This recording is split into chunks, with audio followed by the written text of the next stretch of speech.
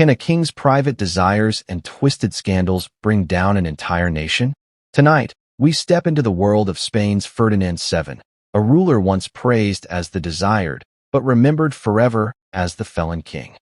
His story is a mixture of betrayal, humiliation, and corruption, a man whose weaknesses in the bedroom became as infamous as his failures on the throne. From a childhood poisoned by his mother's cruelty, to conspiracies with Napoleon, to marriages that ended in fear and death, Ferdinand's life reads like a dark legend carved into Spain's history.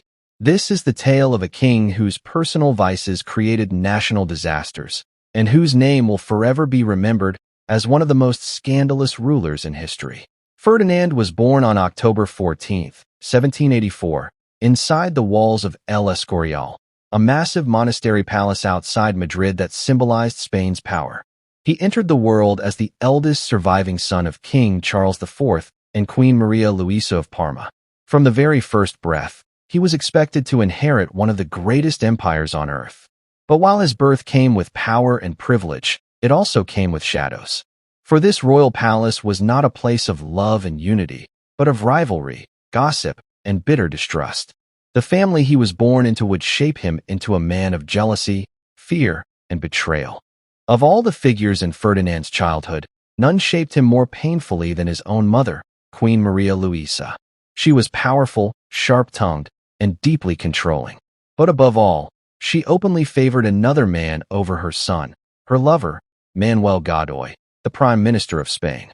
Godoy rose from the ranks of the royal guard to become the most powerful man in the kingdom, supported at every step by the Queen. While King Charles IV avoided direct rule, Maria Luisa and Godoy held Spain firmly in their hands. For Ferdinand, this was a nightmare.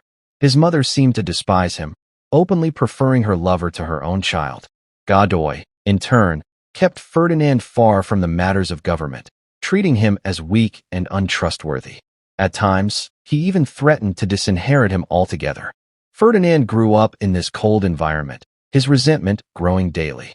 It was here that two traits took root: a desperate hunger for power and a willingness to betray anyone to get it.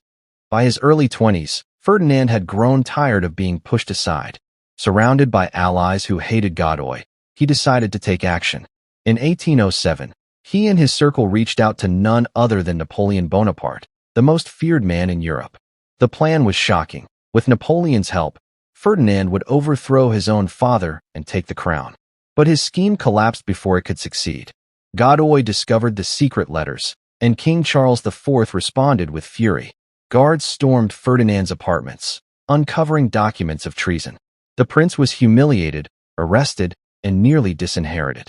To save himself, Ferdinand betrayed his co-conspirators, handing over names and letters. He even wrote pitiful apologies to his parents, begging for mercy, asking only for the chance to kneel at their feet. It was the first of many times that Ferdinand would betray those closest to him to survive. And though forgiven, his shame left scars that never healed. In March of 1808, the Spanish people could take no more. Furious at Godoy and King Charles IV, angry crowds stormed the royal residence. They demanded Godoy's arrest and the king's removal. Under immense pressure, Charles abdicated the throne, and the crown passed to Ferdinand. In one moment, the disgraced conspirator became King Ferdinand VII of Spain. To the people, he was a hero who had stood against Godoy. They cheered him as El Deseado, the desired. But Ferdinand's kingship was born in fire and chaos, with Napoleon's armies already waiting in the shadows. Napoleon invited Ferdinand and his family to meet him in the French city of Bayonne, promising peace and stability. But behind his charm was a trap. Once the Spanish royals arrived, Napoleon forced both father and son to surrender their claims.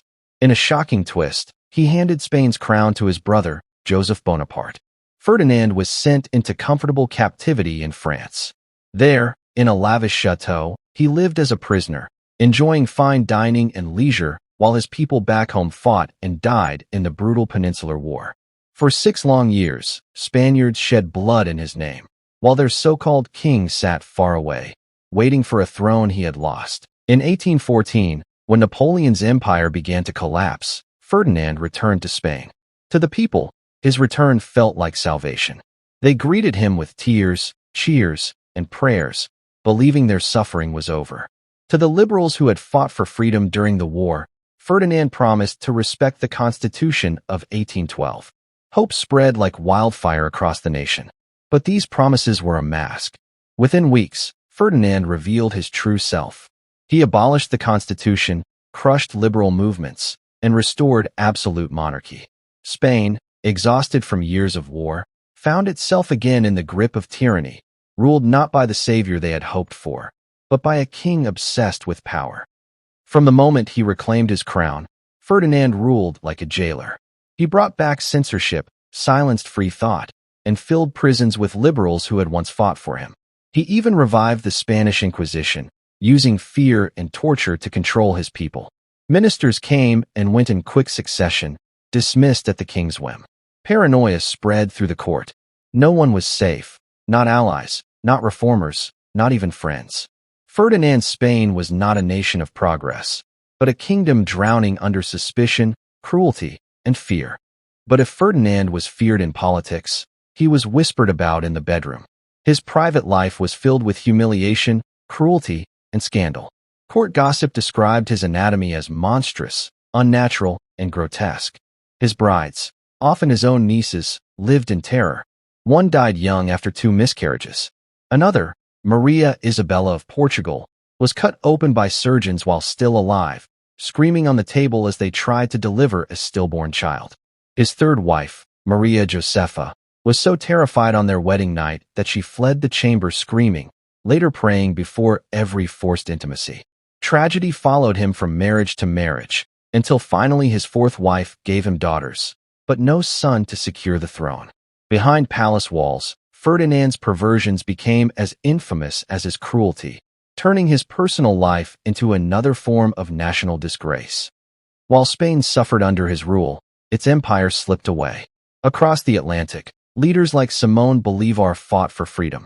Argentina, Chile, Colombia, Mexico, Peru, one by one, the colonies broke their chains. Ferdinand refused to negotiate, demanding total submission. But his arrogance only hastened Spain's collapse. By the mid-1820s, Spain had lost nearly everything. Once the world's greatest empire, it now clung only to Cuba, Puerto Rico, and the Philippines. Centuries of conquest vanished in a single generation, and the man on the throne cared more for his power than his people. As Ferdinand grew older, his obsession turned to succession. With no sons, his brother Don Carlos was next in line. But Ferdinand, desperate to keep the crown in his own bloodline, changed the law, declaring his young daughter, Isabella, the heir. The decision enraged Don Carlos and his supporters, who believed tradition was being destroyed. The kingdom divided, and when Ferdinand's health failed, the anger exploded. After his death, Spain plunged into civil war, the Carlist Wars, a conflict that tore the nation apart and bled it for decades. On September 29, 1833, Ferdinand VII breathed his last. His 3-year-old daughter Isabella was declared queen, but Spain was already burning with rebellion. The people who once called him the Desired now cursed him as El Rey Felon, the Felon King. He left behind not triumph, but ruin, a nation divided, an empire shattered, and a legacy marked by humiliation and scandal. Ferdinand VII will forever be remembered as the king whose private vices became public disasters, and whose reign brought Spain to the edge of destruction. And now, as we close the book on his dark story, may history's shadows fade, and may your night be lighter than his legacy. Good night.